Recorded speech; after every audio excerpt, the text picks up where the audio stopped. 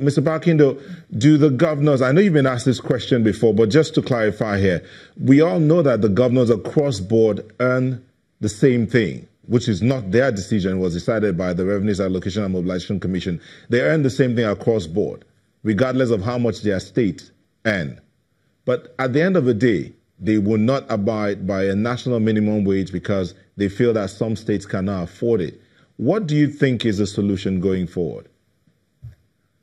Did you listen to what I said at the beginning? I said there are governors who even earn zero today. That's why when you ask me how much governors earn, I say I don't know. Because a lot of governors have made sacrifices on behalf of the Nigerian people. At the beginning of 2015, after the elections, a lot of governors came out to say that they were going to earn 50% less from their salaries. You may not look at it as something substantial, but the sacrifice is in the symbol. It is what they intend to do with what they earn. Today, governors are saying we are going to revert back to the president, we are going to present the books to him, and we are going to tell him these are the implications of what what actions we are going to ask us to take. So it's a very serious issue. Governors are not lying down, you know, laid back and saying this is it. Yeah, Mrs. Purple, what's the way forward? I just want to make one small comment before I make any other, I take up any other issue. There was a day we were meeting, and our attention was drawn to a newspaper report, true or false, but it was in the newspaper. I even have a cutting of it among my documents. That an unfortunate comment credited to a governor who said they were not elected to pay salaries. Who will be happy sitting in that committee and reading that kind of thing? So if you are not elected to pay salaries, how do we interpret that? But they said to provide infrastructure and a few other things. You know, you don't make comments like that to the Nigerian people and to the Nigerian workers. I think that even will incense the workers and labor more. I think I must respond to this because I'm a journalist, madam. I'm a journalist. And I think governors have repeatedly said they are not there to pay salaries alone, that they have other responsibilities they want to take care of: education, health, and infrastructure. And even in the last but penultimate, press release that we issued from the governors' meetings, these were explicitly made clear. For any, I don't want to blame journalists for the kind of reporting that they do, but I believe that was not exactly the entire statement. Okay, let me ask you quickly, Mr. Bello Barkindo. The Governor Yari, while he was responding to pressmen, did say that for those who were criticizing the governors for flying private jets, he says that's compulsory. I don't know how states who can't pay minimum wage will insist on flying private jets. And then the governors also gave that recommendation where you say, well, they're going to present the new recommendation or the same one to the president, even though the committee has finished its meeting. They gave two conditions: either they accept this, downsize, as it were. But there's also a third option. What's wrong with governors resigning if they feel they can't meet up with this? I'm not in a position to answer that last part, so we start from the last. About private jets.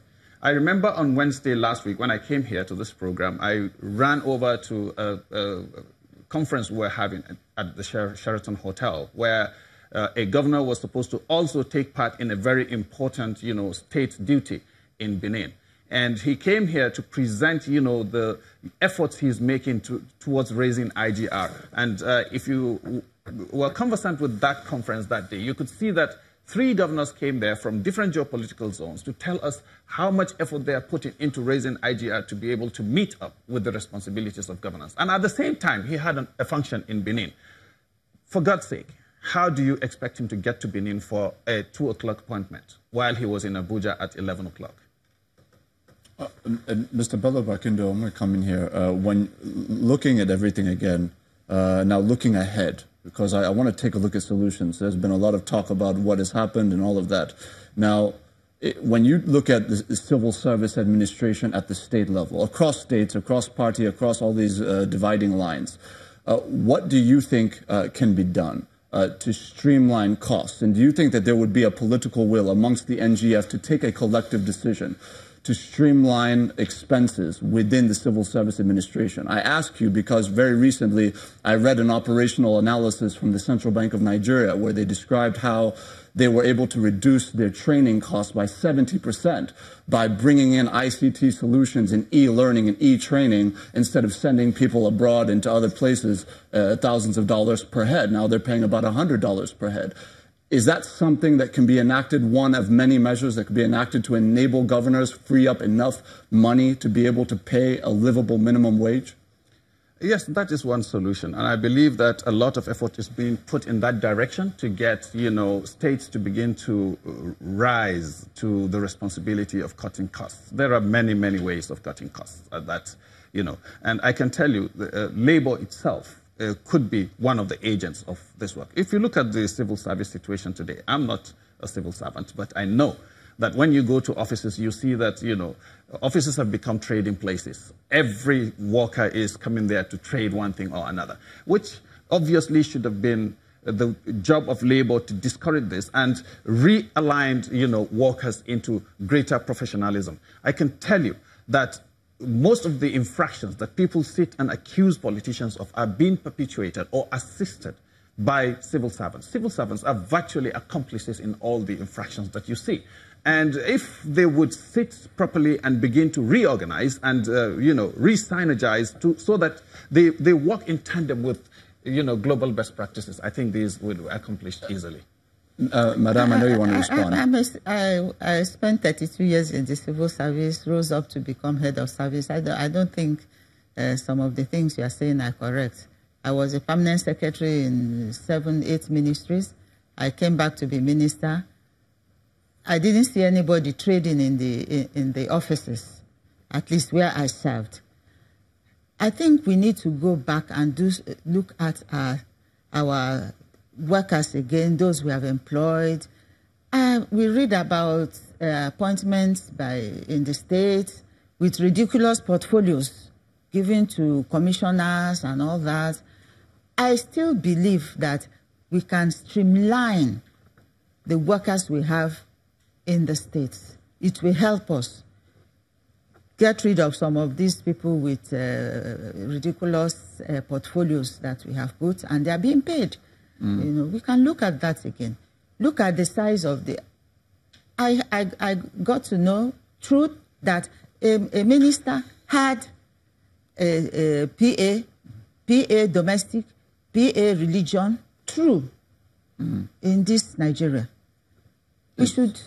When we worked with President Obasanjo, you had one SA, one PA, one SA from the service, one PA that you employed, another SA you can take from the civil service also. And if you thought your responsibilities necessitated your having an extra staff, you have to write to get approval. And all these people they bring and give them funny portfolios, they are taken from the same source. Well, I think that's a fine place to leave it. Certainly, there's so much involved in this kind of a conversation, so much work that needs to be done. Certainly, we want to see the political will from all the stakeholders to do the right thing for the Nigerian worker. But I thank both of you for coming on this morning and sharing your insights with us.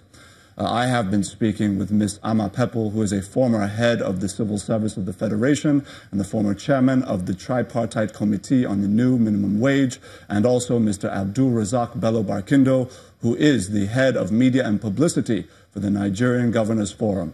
At this juncture, we close this segment, where I now throw it over to Lagos, where Chamberlain is standing by. Chamberlain?